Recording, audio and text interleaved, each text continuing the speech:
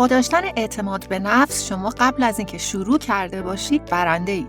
این جمله مارکوس گاروی فعال سیاسی جامائیکاییه که اهمیت و معجزه اعتماد به نفس رو نشون میده.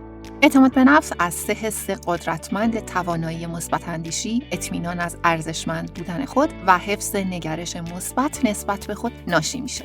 اما آیا میشه اعتماد به نفس رو افزایش داد یا نه؟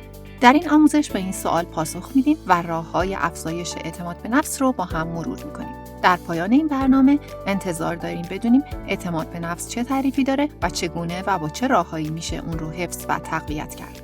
قبل از اون که شما رو به همراهی با این آموزش دعوت کنم، این نکته رو ذکر کنم که قرار نیست همه ما همه چیز رو بدونیم. بنابراین هیچ وقت از ندانسته های خودتون خجالت زده نشید و همیشه در مورد چیزهایی که نمیدونید سوال کنید. لطفاً با ما همراه باشید.